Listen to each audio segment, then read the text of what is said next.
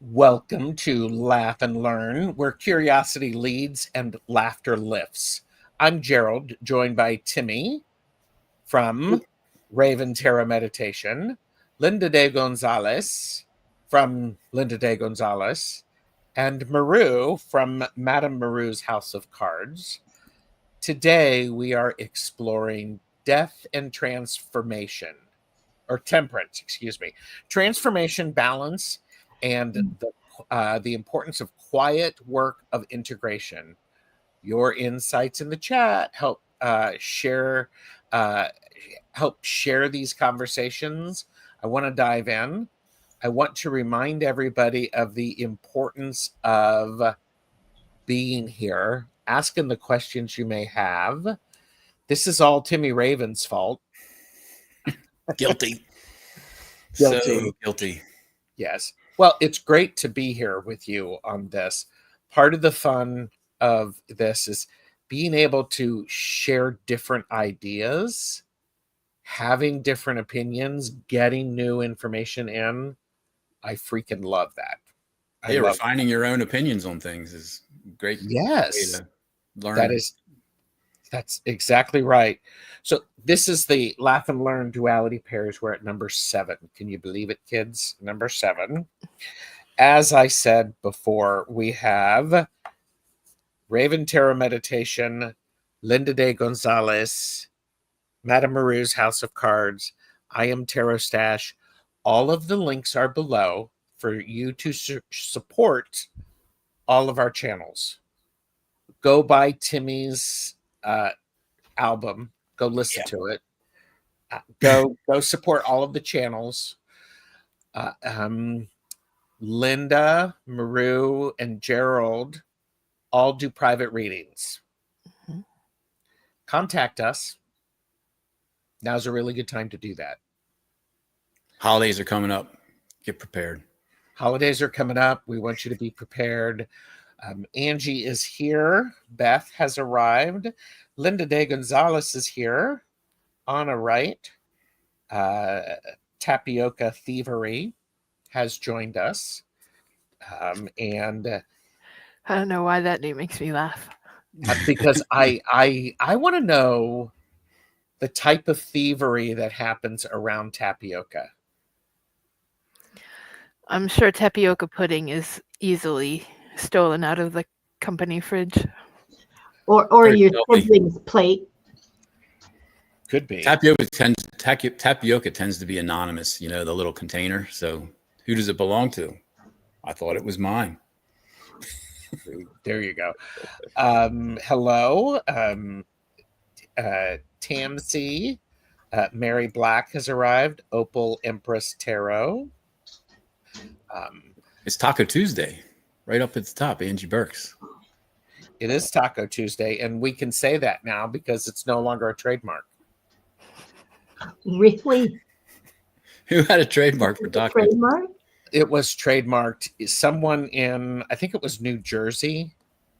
Somebody had it trademarked for a really long time. Taco Bell encouraged them to release the trademark. So, well, hello, New Zealand. New Zealand in the house.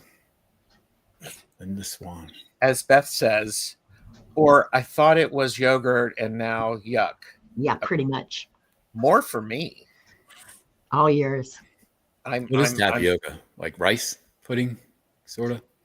What? Tapioca is a starch. Oh. Yes. And I use the starch when I make pie fillings from the blackberries I pick from the ditches and stuff around here. Canadian ditches. Lots. But tapioca itself, yes, it's not appetizing. It's formed into these tiny little balls, and they're opaque, but when you cook them, they turn transparent, and they get kind of like soft and chewy. Have you ever had boba tea? Yeah. Yeah. It's kind of like those boba tea balls. Yeah, they're made from tapioca. Yes. Oh, not my favorite. No, Edward has joined us. I enjoy them. I enjoy them. Tapioca for my berry pies, Linda. Yeah. Putting the tapioca balls are really. Yeah. Frog eggs. Pretty much. Although, I mean, there's caviar.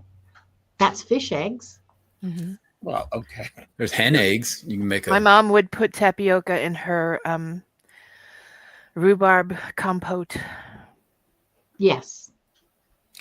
Once again, people come to our channels, they leave hungry. for the tapioca conversation.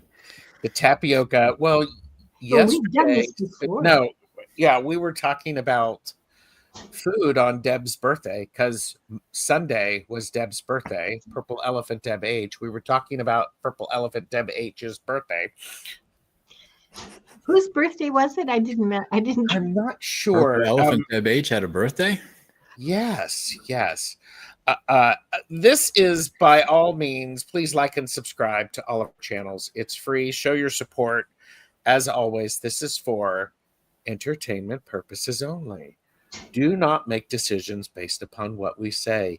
Seek professional assistance. Really. Yes. Yeah, we mean it. Yeah. Sure.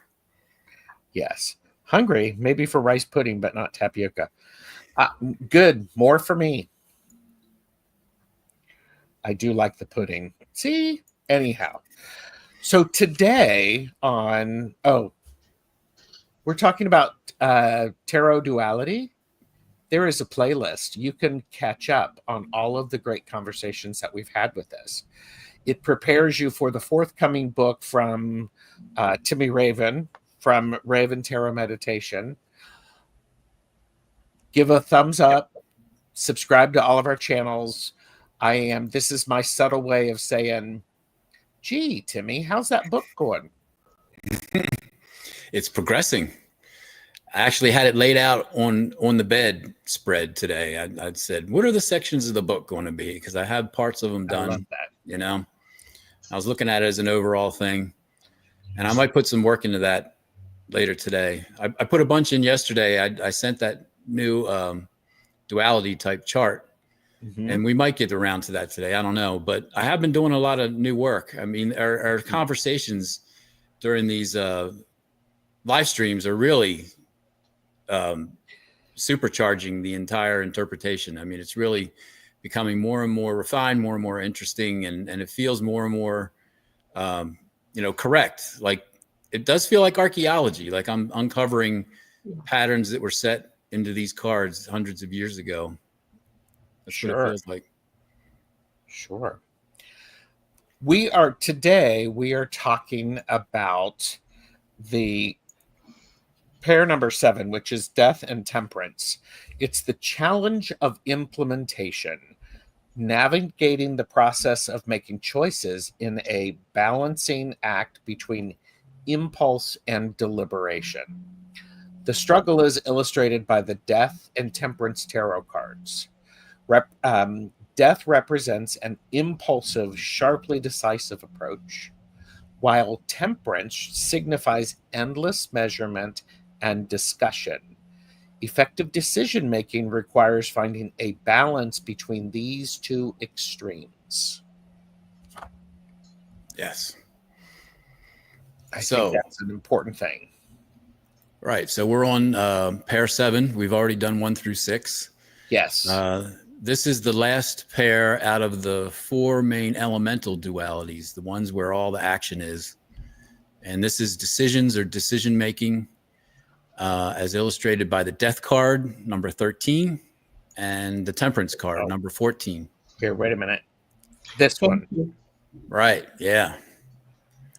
And I think it's important for us to take a look at the images on the card, because it feels intuitively like what's being described in the duality. Decision making. There's 2 types of decisions. There's impulsive decisions, which are on the right, illustrated by the Death card. Impulsive, extreme, perhaps, not well thought out. Decisions that have high consequences that weren't really considered very well. That's the extreme of the Death card. And as you get more toward the middle, you move towards the Temperance side. So the Temperance is on the left side. And what that illustrates, as Gerald said, was endless measurement.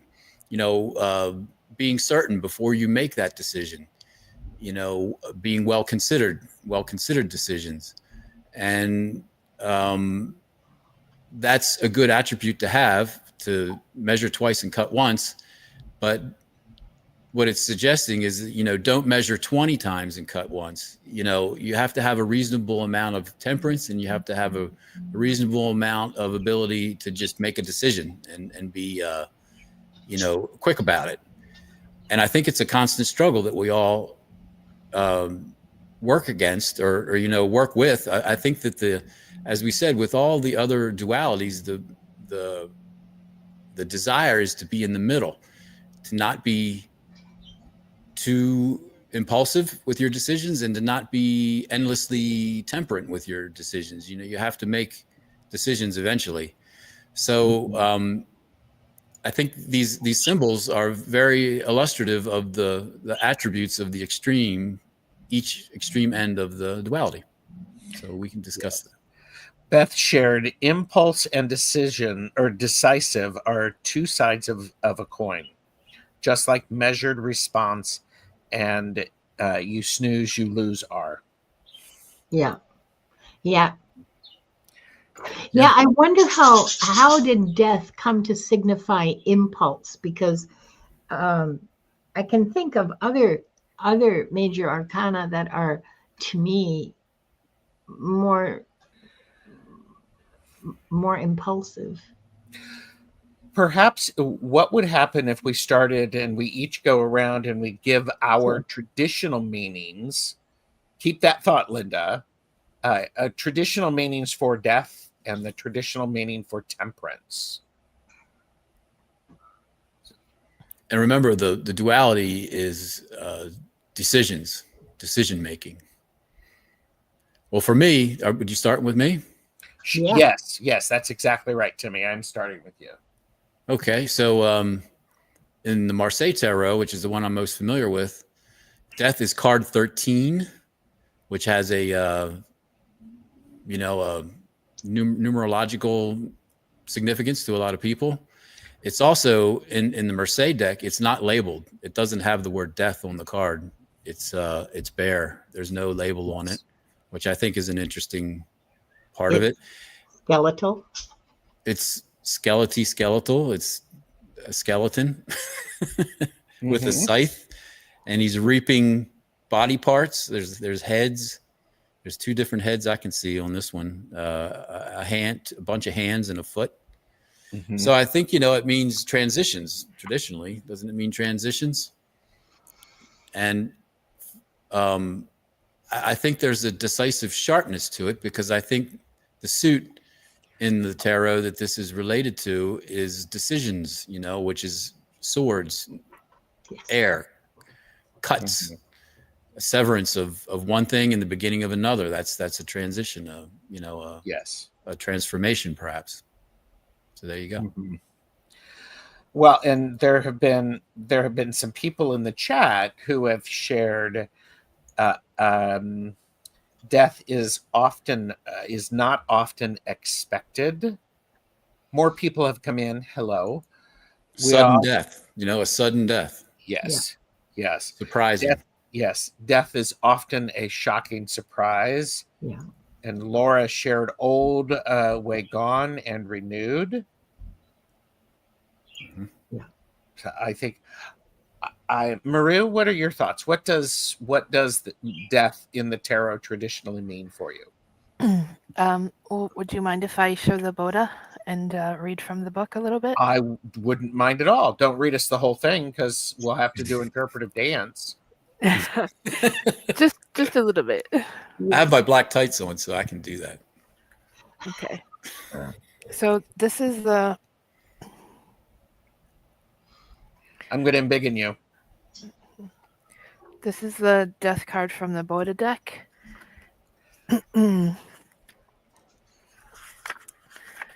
And it says that behind the fearsome and forbidding aspect of this key lies a world of inspired meaning. In the first place, the scene is not sunset, as you might suppose, but sunrise. The card does not represent the end, but the real meaning of death, which is change, motion, and transformation. Death is but the gateway to a larger life in reality. So that's what it means. And I just wanted to look at these two hands specifically. Like all the body parts have different meanings, but when I look at these two hands, it looks like you're like, there's nothing you can offer to death to make it change its mind. How interesting. Yeah. There's nothing you can do about it, nothing you can manipulate, nothing you can change or create or destroy, for that matter. Uh-huh. I think there's a relationship to time as well. I think this is a time card. The A time hands of duality. time. Decisions are a time duality, I think. Yeah. The hands of time. That sounds very poetic. I know. The hands of a clock. I think for me, a lot of times death is about, it's in the, I love it in the Robin Wood Tarot, the book. She had, her key phrase for this is, and now for something completely different, which is a beautiful nod to Monty Python. Yeah. So it is about endings, rebirth, closure, transformation. Mm-hmm. Because these things have to happen. They naturally occur in life. Mm-hmm. And by the way, not often does it actually mean death. Yeah. It said in the book also that the symbolism represents the change from the age of, I think, Pisces to the age of Aquarius. Okay. Okay, interesting. Death doesn't always mean the end of life, correct? We all go empty-handed as it related to the hands, Maru. Mm-hmm. So, Dr. Pam is here. Linda, what do you think of with when the death card shows up? Well, this is my first encounter in such detail with the Marseille Tarot, so I can't speak about that. My own experience with the RWS and similar is that death is about transformation. Well, when I was 15 or 16, I saw it like it was like, oh, death, because that's how you do when you're full of hormones and don't know anything. So, but since then, I mean, very quickly after that, I realized that it really didn't have anything to do with physical death. Mm-hmm. I mean, physical death, if we're talking about looking at tarot to gain I don't bother with that, because what's the point? And I'm comfortable not knowing for myself. Mm-hmm. But it for me, it's always signified some deep transformation that was about to occur. And usually in my personal case, what I've observed, and I'm not talking about the readings for myself, I'm talking about as a reader, what I've observed in around me and within me as well, is that people who get the death card in a significant way in their reading, and if it's confirmed with other kinds of confirmations, like the Chariot for me would be supporting that, it means upending of some kind of belief or some kind of way of life or some kind of relationship, perhaps, that may or may not transform your outer way of being. Okay, you may not have to move houses, you may not have to leave the country, but you will experience something that will shift within you tectonically. Yeah. Yes, it represents major change. Yes, major change. Could be just inner.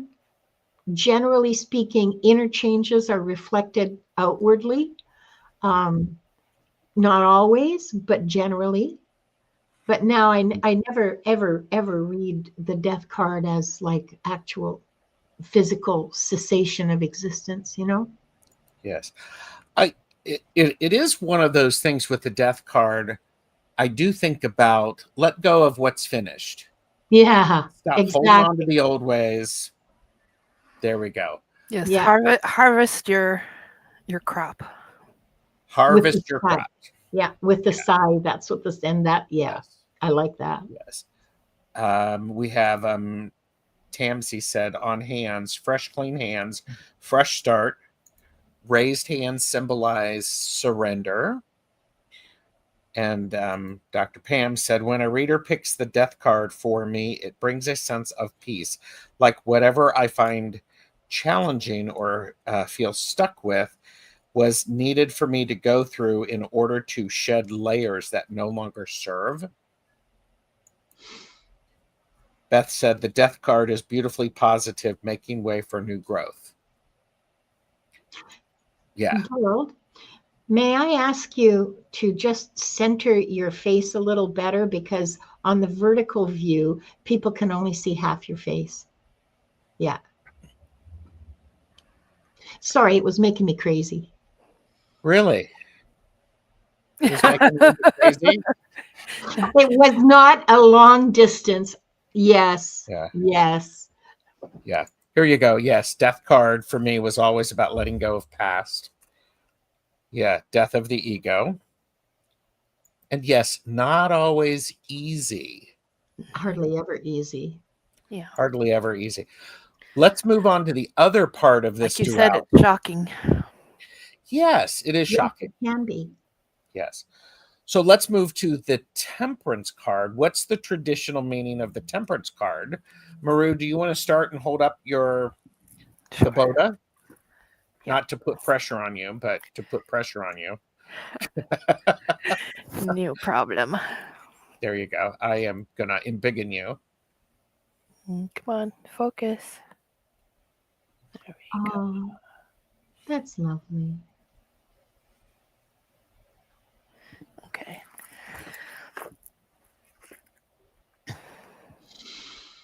That's lovely.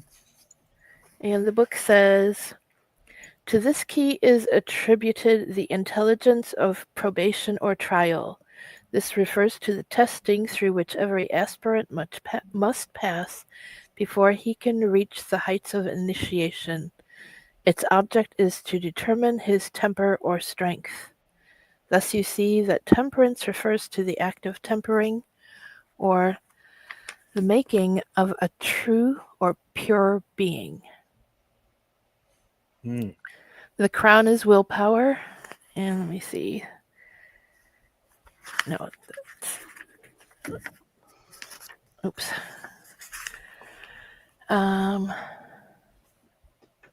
Okay, the rainbow represents the differentiation of light into color by means of water. The angel represents the higher self. The seven-pointed star represents the works of man. The eagle is a symbol of water, and the lion is a symbol of fire, and the angel is putting their opposites onto them. And the twin peaks are wisdom and understanding. And the crown above is the primal will. Mm-hmm. There's Twin duality all over that one. Mm-hmm.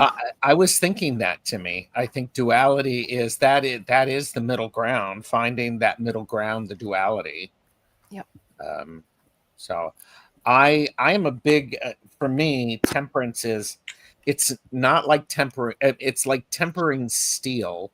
It's not about moderation. It is about, you have to heat something up, you have to pound the heck out of it, then you have to plunge it in the water to sharpen it. Mm-hmm. And so there's a beauty in this. It's about experimenting, it's creating, it's adjustment, Preciseness. Yeah. preciseness, it's taking notes. It is, for me, it's the witchcraft card of the deck. It is about taking things that don't normally work together. Alchemy. It's the alchemy. Well, why would anybody do this and put those together? because it's Gerald and he can make it work. So there you go. It's cooking class. Yeah. It is. It is. Linda, what do you see in that? And then I'm going to have Timy bring us up with that. I'm just fascinated by the symbolism in that card, you know, that the nature of fire is tempered by water. And that holds true in both the meanings of the word temper, right? That it's tested by water, and that it's also gentled and mitigated by water. Yes. Death is a Scorpio, water, and temperance is Sag, fire. Holy. There you go, Beth. Mm-hmm. Yeah. And both of those cards are mine because I'm a Sagittarius and a Scorpio. Yeah. Timy, what do you think? Well, as far as traditional meetings go, I've always thought that, you know, temperance was the patience card. Temperance is the slow down and be precise card. Temperance is the more of the, you know, spiritual approach card. Mm-hmm. You know, when you look at it by yourself, it's like, you know, cool off a little bit. Don't be so rash. Think about what you're doing before you commit, you know. And the whole, at least in the Marseille deck, you know, in the Marseille deck, she's pouring liquid from one pitcher to the other pitcher, and then the assumption is that she's doing it back and forth between the two, Mm-hmm. perhaps endlessly. You know, that's endless temperance, and I like the sort of callback to the, you know, medieval and Renaissance and Latin Roman tradition of tempering wine with water. I think that was a very familiar sight, you know, 500 years ago, what temperance, the symbol of temperance, is doing in that card. Mm-hmm. And I think the Well, fact that she has back then they wings, didn't have you know? such things as blenders. They had to mix by hand. Yeah, and it's the symbol of mixing of you know, I think what you would do is you'd have really concentrated wine, and then you have water, and then you sort of pour one into the other until you get it right, and you keep trying until you get it right, and that's the whole. It causes symbol. aeration as well. Yeah, it makes it taste better. Oh, you know, 'cause- aeration. Yes. yeah. Yes. So it's a good attribute, temperance. Mm-hmm. You know, and then some people, you know, if you look at the death card and just think of death, then that's a bad card. But like, as we discussed, it's a card of transformation. Yes. For me, So- temperance always brings to mind the word testing. Yeah. Yep. Mm-hmm. Well, yeah, because that's, you know, you temper a sword, like Gerald said, by beating the crap out of it, heating it up, beating the crap out of it, and then sticking it into cold water, and then repeating the process until you have an adequate material that you can sharpen and use to defend yourself, or to attack, obviously. Mm-hmm. There's also, if you know about metalworking, you beat that metal in layers, and you beat it and you beat it, and then you plunge it into high carbon oil, and it infuses the iron with carbon, which gives it a layer of sharpness. And then you have to evaluate it as temperance. You have to evaluate it and say, I need to do it again.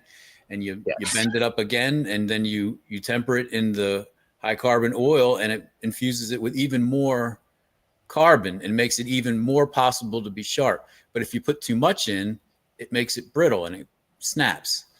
So temperance is a lesson of gray. You know, there's no right or wrong. It's a balance in the middle. And How much can you take? Yes, exactly. And testing, and then failing, and then sorry. No, it's okay. I was going to say, if you apply that to people, then you look at the hardships that come into all of our lives, and how much resilience, carbon, do we contain? How much can we withstand? What's going to break us? Yes. And do we stay broken? Because as human, okay, I feel like if we break, we've gone backwards into death. I don't believe that's true. I can only speak from my own experience after my son's death. Yes, I was broken for like a year, but I've healed from that. I mean, the grief is still there, but I'm not broken anymore. So, I from my experience does not reflect what you said. And this goes back to that idea of this is about duality and this is decisions. And so we go from which puts it like on a different paradigm. It's a different structure of interpretation. Yes. As a pair. Where you had said death is impulsive decisions or impulsive and decisive action, which isn't a bad thing. And those are two different things on one side of this, the impulsive. And then we have decisive, where it's like, all right, this is what we're going to do. And we go forward. Temperance, on the other hand, is being careful, measured changes, having lots of discussion before choices. I think this is, and going back to the idea of we have to have a balance between these two. Without that balance, we are going to miss opportunities, I think. Mm-hmm. Yeah. It's not a bad thing to be unbalanced, but it makes your life easier and it makes your life happier and more prosperous. And it's an easier path to be aware that there's these extremes that we tend to, go one side or to the other, and it makes our lives more difficult, when we do that. That's the whole lesson you can't of let this temperance duality. become procrastination. Yeah. And that kind of is, it's in my life, I've been all over the place. I've been on each side of those extremes. I've been indecisive, where I just temper for a day, a week, a month, years, decades, and I just never make the decision. And then other times I've made the most impactful decision literally in seconds without even thinking about it. It's just, oh, okay, I'll pay for that. 12 grand, put it on the credit card. It's like, oh, fuck, what did I just do? They call that being rash. Yeah, rash, impulsive, impetuous. So as we discussed, when these cards are looked at as individual cards, there's positive and negative attributes to all, I think, but mostly they're positive attributes. They're archetypes of human behavior. But when you put these two together, the death card and the temperance card, showing it illustrating decision-making, then it holds a different, perhaps deeper parallel meaning, where it illustrates the extremes of our behavior, where death is now impulsive, decisive decisions, I guess. And then, temperance is endless measuring. And the lesson is to be in between the two. So I guess that's where I'm at right now with interpreting as a pair. I because Linda asked the question, how did death become impulse? Yeah. Okay. And we also, by the way, we have amazing people in the chat who are adding value, and I want to catch up with that because Tamsy said 14 reduces to 5, riding the crest of the waves. Beth shared, and the two animals at the bottom of the card that Maru held up, lion for Leo was the other, an ego that traditionally is water. Yes. Scorpio. Yeah. And so it represents Scorpio. And alchemy requires temperance. Alchemy also requires a heck of a lot of patience. And measuring. The death card will show up whether or not we are ready for it. We have an interesting question from Beth. Is it impulse if you're following your intuition, or is it wisdom? Damn, you hit that nail on the head there, Beth. Yes. I was just thinking about that, like knowing, when to take that decisive action needs to come from your higher self. I agree with that 100%. Yeah. Yeah. Yeah. It is impulsive because in that situation, it's appropriate to be impulsive because your intuition is telling you to do it. So you have to be capable of making impulsive decisions when you're connected, when you're hooked into your root, you know? And you also conversely need to maybe take a step back and think for 5 minutes before you make an intemperate decision, you know? So impulsivity is not necessarily a bad thing. It's a description of a thing that can be appropriate. Mm-hmm. You know, I When think you that's know it's right.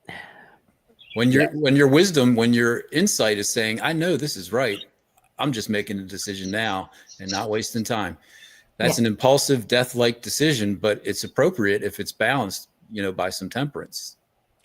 You know, which also it goes back to the idea where we had earlier in one of the pairs about was it manifestation with the Hermit and the Wheel of Fortune? You show up Right. and you do the work.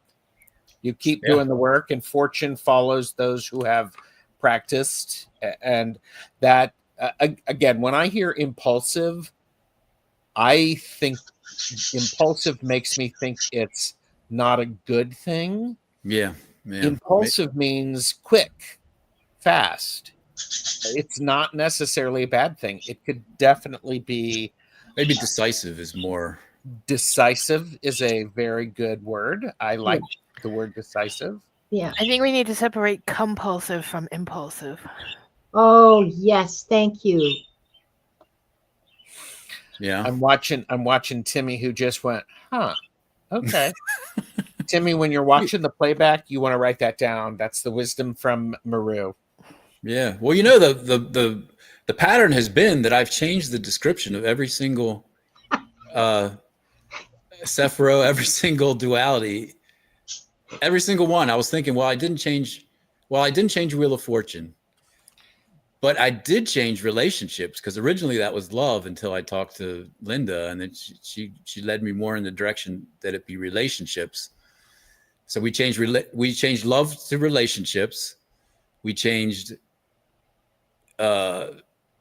receptive energy from inward focus. We changed expressive energy from outward focus.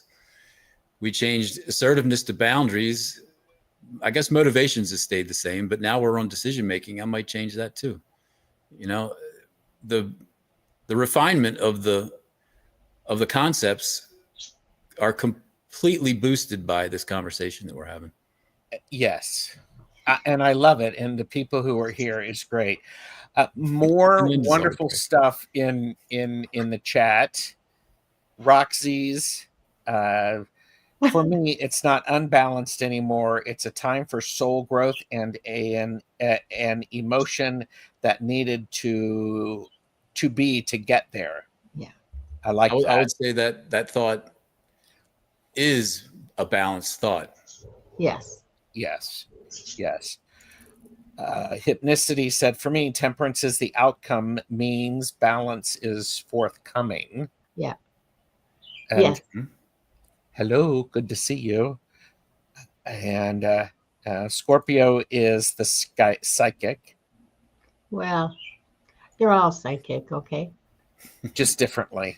Yeah. Different flavors. Which chakra is it in? I don't understand the question. Nalani, please expand on that. Tamsi said this is fun. Of decision making. I don't know if it has a chakra really. Ooh, that's an interesting thing. Yeah, it's more of a, well, you know, the tree of life. Some people have superimposed chakras on the tree of life, and this is based on the tree of life. So, well, your mental decision making would be in your crown chakra, and your gut decision making would be in your solar plexus. Yeah. Mm-hmm.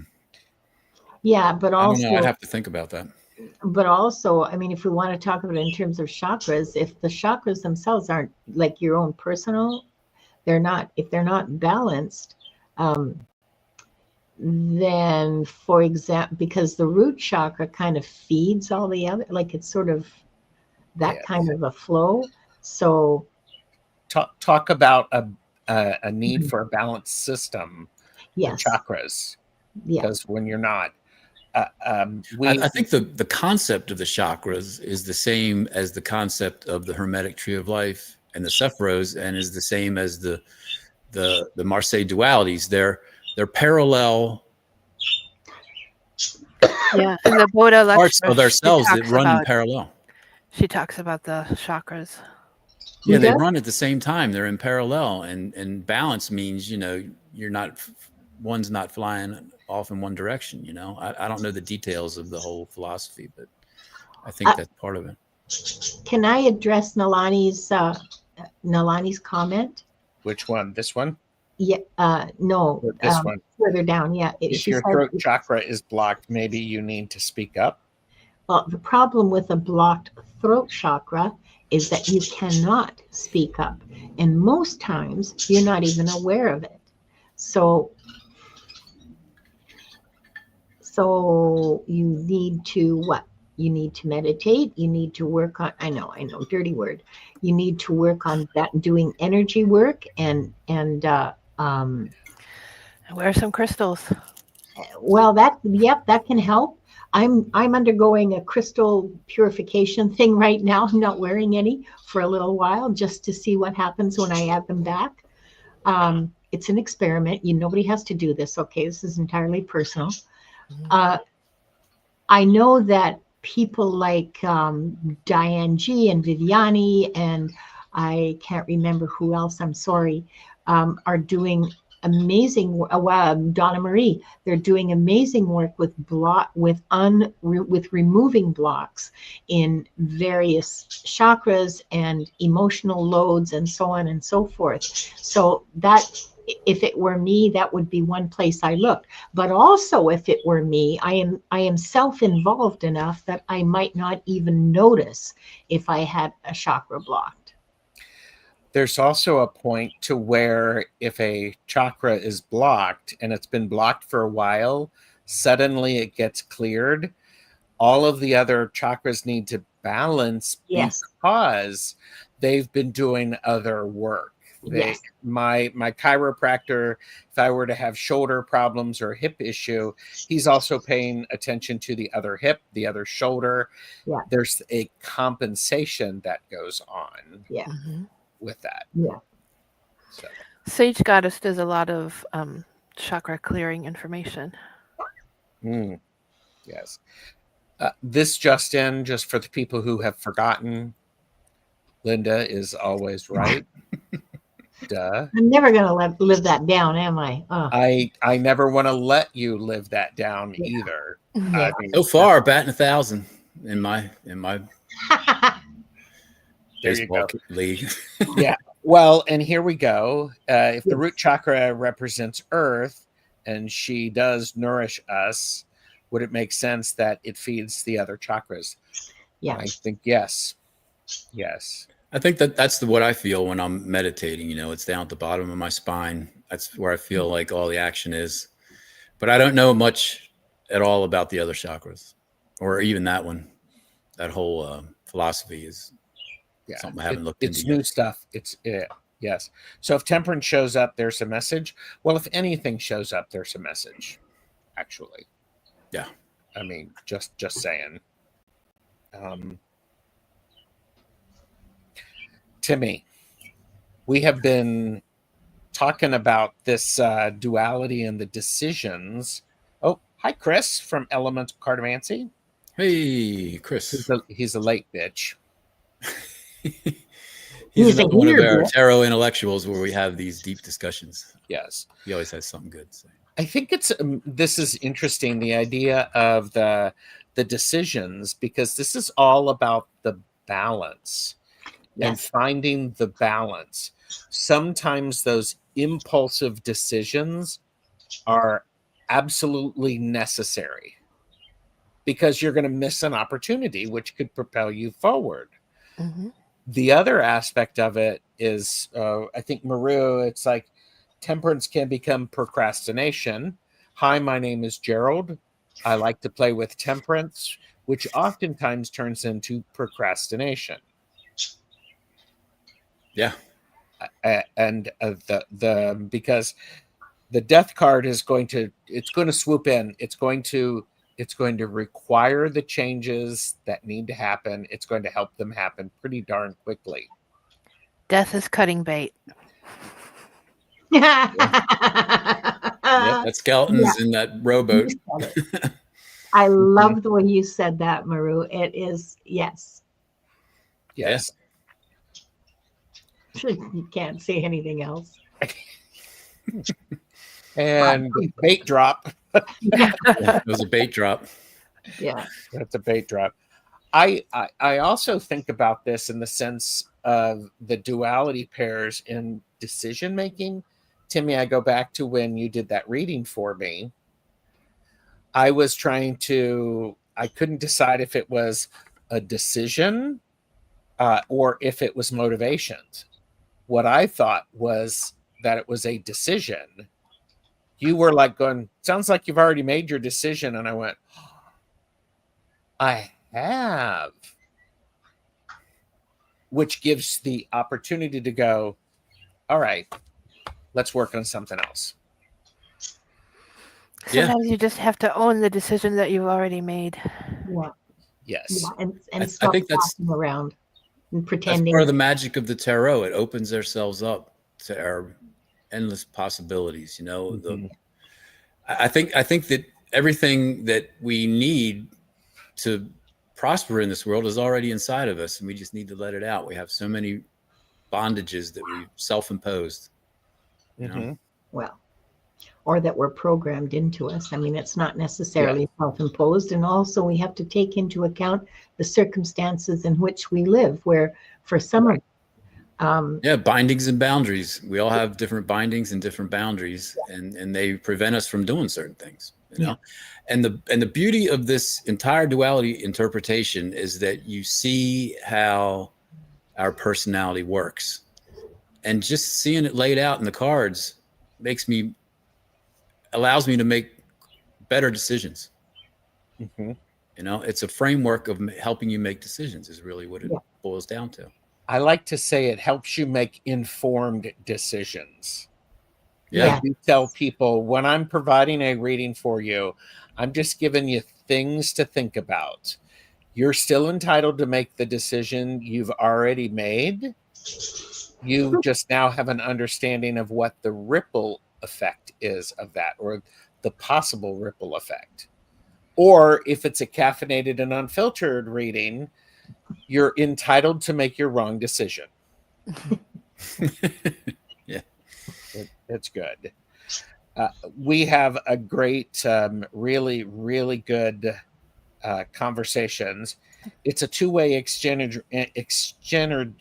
energy exchange through the root chakra. And so if the root is the one that feeds all the others, can it not unblock the others if we concentrate? Something's got It doesn't really work like that. No, something's got to be willing to change. You got to grist the mill. No shortcuts. No, you got it's the thing is okay, so the root's the one that feeds all the rest. Yes, that's true. But it cannot unblock the others by concentration. What is lacking in that concept is insight. Energy. Each of the chakra centers has its own blocking or unblocking properties. Yes. So I mean, this is great insight. Here you go. Duality for me now means not to see it as dual, but as one. From above, see it from above. I would also say you have that beautiful idea of it's not this way or this way. Perhaps it's this way and this way. As above, so below. Yeah. And that's in the middle between the two. Yeah. Yes. So that's the balance point, is what he's describing, is the balance point. It's just another way of describing the balance point. Yeah. The divine path is the path of balance. Yes. I love that. Wow, you guys are really bringing it today. Look at the comments. Yeah, I've got good comments. Yeah. Sometimes the side quest is a necessary part of the mission. Yes, necessary, required. Yep. You can't get from one to the other without. Side quests. Yeah. Again, more people are coming in. I want to thank everybody for being here. Do not forget to do all of the YouTube things, and to, if this conversation has sparked an insight, tap the like and subscribe. It truly helps the series reach more curious learners. So I think this is a great thing. And so I get it. Different emotions are on chakras, kind of. It's definitely fluid. Yeah. Each chakra has a different Function. function. Yes. Exactly. So, like the root is your physical body. The second chakra is your creative will. The third chakra is your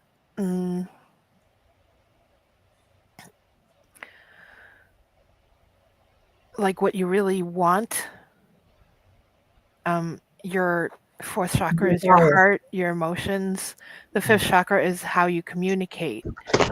Then we have how you see things and how you think about things. So each of those centers can have a situation where you're not fully balanced. And there's 7 chakras? Inside of the body. There's like 100, 108, Okay. I think it is. But inside the bodies, there's 7. Like the main ones that go down your spine. Yes. But there's other ones through your body, and there's ones that are above and below your body. And what we're talking about is the dualities of the Marseille deck, which are 10. So I don't think there's a one-to-one correspondence between chakras and dualities. No. And I would say, Chris said solar plexus is sense of self-worth and identity. The other thing is there's you could put this through the temperance card and go, how can I make the chakras work with these 10 dualities? Can you do it? Can you do it? What's going to happen? You're going to get out of balance because you're more working with the possibilities. The need to publish this book, publish the book, might go a little off, go a little wonky. That's possible. So, I mean, I've never done anything wonky. I've never let temperance guide me down the procrastination road where I own a mansion. So. You own a mansion on Procrastination Road? Yes, I'm your neighbor. Yes, I think I shared. I think I had a cup of sugar from you at one point. Knocking on the door. Hey, I'm on Hesitancy Street. Right at a right angle. One block over on Hesitancy Street. That's an interesting thing. How the different ways to look at this. The idea of the dualities is this huge power of finding that balance for what works for you. I think if we're always balanced, we are not living, because sometimes we're going to go off a little bit, then we're going to find that balance. We're going to go like this. Oscillation. Or a spiral. Oscillation. Yes. Yeah. Yes. I would another way of saying frequency, right? It's another way of saying vibration. Mm-hmm. Yeah. As a dramatic technical statement, perhaps if you are perfectly in balance in all of the 10 dualities, that's when you go through the world portal. Maybe that's when you achieve divine balance and you transform into whatever the next level is. Perhaps that's the goal of life, to bring all 10 into balance. I think I love it. Or not. Or not. That's the Monty Python skit. Or maybe not. I might be completely wrong. There you go. There you go. Conjunction, junction, procrastination station. For those of us who grew up listening to Schoolhouse Rocks. Mhm. Yeah. Motivation. What would that be? Motivation station. That kind of works too. Anyway, I'm going off on a tangent. That's okay. Being off balance causes us to grow, to seek balance. Yeah. Like a tree. You want to drive that train from procrastination station to motivation station, right? That's right. They're on the same rail line. Just get off your ass and get on the train. Yeah. That would be going backwards, right? Beep, beep, beep. Wow. This has been fascinating. I appreciate everybody being here. Or motivation vacation, or to a motivation vacation. We are going to get so many people who are leaving comments about this, because this is available as a podcast afterwards. Timy, what questions do you have for Maru, Linda, or me, or those in chat about this? No questions. Is this still interesting to everybody? We're 7 dualities in. Does it make sense? Is everybody feeling like there's some value to this? I know personally it has value to me, but I'm hoping that other people see it as well. I think so. I'm learning a lot. Yes. Lori is here. Yes. I think it's like a detective Yes. task. I mean, we're all kind of working on it. Even the people in the chat are helping out with refining the concept. I really think that this was put into this deck 500 years ago, and I think it's just not a common interpretation that people use. I think it got lost or intentionally, kept quiet, because I think that it is a amazing tool that costs you nothing, that really gives you a great head start for being successful in life, being happy. I could use this as a reference, was my thoughts. That's good. Yes, I could stop being a bitch, but I'm no quitter. Let's get to it. All right, that's what I like to hear. We also have. So much. We're all too invested to stop now, Timy. That's right. I got you hooked into my your my nefarious plan. Yeah. That's right. But wait, before we share duality 8, 9, and 10, let me show you this information about a timeshare. Yeah, you want a extended car warranty? There you go. Yeah. Also, God puts in front of you what's needed. So who knows how many this will pop up for? I agree. I'm doing the 12th step. I'm sharing my knowledge of how to live your life. We have then from Chris, Elemental Cartomancy. Yeah, Timy, I'm not necessarily on the same page with everything, but that's a great thing, because it makes me question my own views and think about stuff, which I love. After the next 3, that's perfect. Yeah. What I'm really looking forward to is doing the card readings, because they're really amazing. Yeah, fascinating. I'm looking forward to it too. Mm-hmm. And I'm still working on that reverse card read, which I think is the receptive read. I think that's really interesting too. It's almost like a tune-up, like giving yourself a tune-up. But anyway, we'll do that later. I do think it's really important. Well, this is what we're talking about now. The idea of is you may not agree. It's making you think. It is the duality of decisions. Do I agree? Yep. Do I agree? Nope.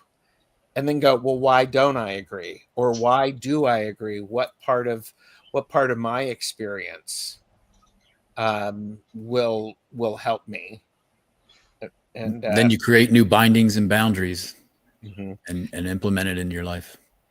Tamsi asked, what book are you reading, Maru? This came with the deck. I'm embiggening you.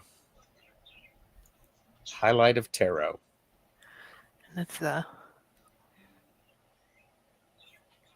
How do you pronounce that? Aditum?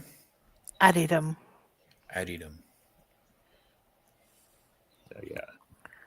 It's on Figueroa Street in Los Angeles. That's my old neighborhood. There you go. There you go. Agreed. Embracing different views is great for the mind. Nothing worse than an echo chamber. Oh, yeah. Yeah.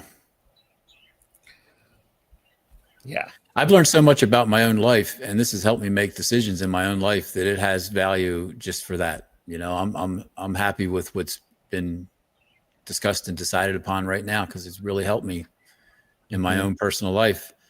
And I said before, it's true. This is as a recovering AA guy, the 12th step is spreading the word. You know, helping people that may have the same issues that you do, and I think this is part of it. You know, this helped me in my recovery, and I think it might help other people with, you know, various issues where you're not happy or you're not prosperous or you're not sure which way to turn when you need to make a decision. This is a help.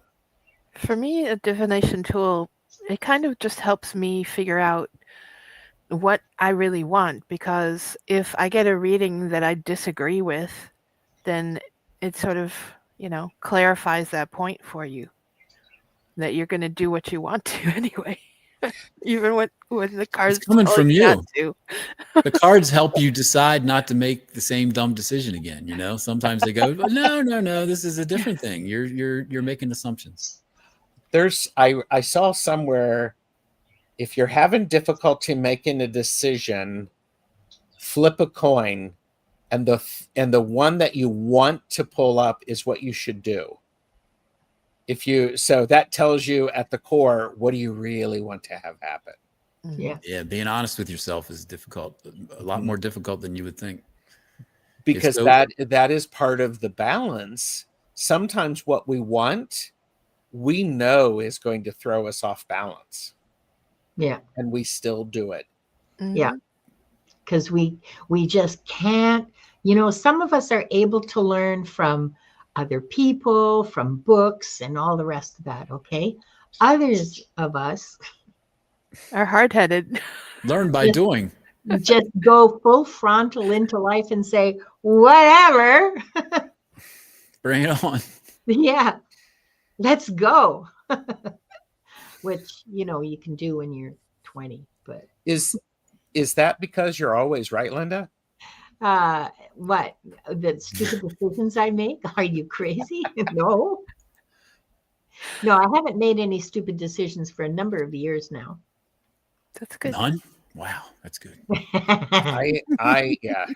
No, maybe 3 or 4 years. I haven't made any really bad decisions. I certainly not to the, I mean, I'm trying to think, what was the last bad decision? I can't remember. Probably a subscription to something that I never looked at.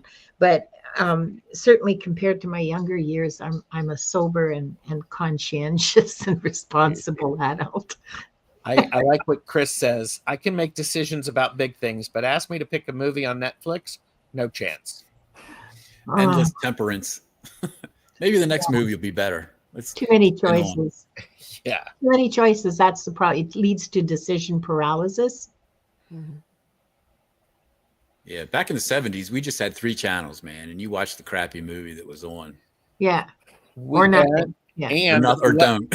Yeah. Let me introduce you to the remote control. Hi, my name's Gerald. I was the remote control. The parents wanted the channel changed. Flip. Got it. Flip.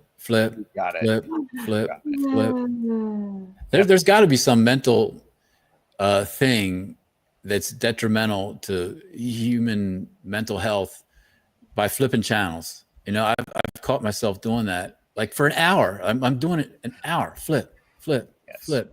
Yeah. It's like poking yourself with a knife. It's like stab. Oh. Sherry made a bad decision today. I should feel bad about it. Nah. Tamsy said, my late husband wrote it on the calendar both times I made a mistake. Both times. All right. Essence of the Moon, Selena has arrived. Hi, Selena. Selena. Hey, Linda, Selena. you were on later today for Akashic Adventures. Yes, at 2 o'clock Pacific, 5 o'clock Eastern, with Viviani Heller and Diana Bowles. We'll be doing another episode of Akashic Adventures. So stop by. Love that. Yeah. All right. I do not have a back and forth with Jamie and Gerald at the top of next hour. Everybody use that opportunity to remember to hydrate, take a nap if you need to, Have a snack. Sure. have a snack, call somebody and say hi, tell them you love them and make it awkward. Those are the most fun. Yes. So, Maru, any pop-ups coming up? Probably. Cool. Ooh. I haven't caught one yet, but I'm looking.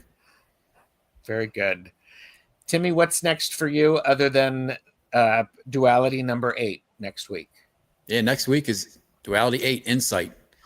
The Devil card and the Tower card. I think we're going to have a very interesting conversation there, and I think a lot of people are going to disagree with me about certain elements of that. So that should be a good one. Don't miss that next week, 2 p.m. Eastern, I guess, right? Same time, same channel. Mm-hmm. And I have I did my second live meditation meeting this past Saturday, and it went really well. Good. We had about another 40 people, and we did a live meditation in an AA meeting, which is what they normally do in that meeting. It's a meditation meeting. And I used one of the soundtracks from my YouTube channel, my meditation YouTube channel. I love that. So that's really working out well. There's a lot of newcomers in that group that are really rough. They're in halfway houses or sober living houses. So they need to relax. These people are so wound up, man. Mm-hmm. So this is a good opportunity for me to do that 12th step work as well. I love that. I have a link I'm going to send you, Timmy. Okay. Ooh. Chris from Elemental Cartomancy said, well, excuse me, what are we all meant to do with our evening now, Gerald? I don't know, spend it with your husband or your spouse, your dogs who like to create backgrounds. I have thought about actually doing a pop-up of me working on a quilt project that I'm doing. I'm not sure how interesting that is for people, but I think I've made the decision to move on past that so I can do some other stuff before I have a full evening. All right. I do want to say thank you, everybody, for being here. You're all freaking awesome. And please remember the deep gratitude to Timmy, Linda, and Maru, and to everybody in the chat for your very thoughtful and respectful engagement. Your presence brings this series to life. Like, subscribe, and share if today's conversation resonated. The replay and podcast are, you can find out that below. Thank you, everyone, for joining us, and we will say farewell. Bye. Buddy. See you later.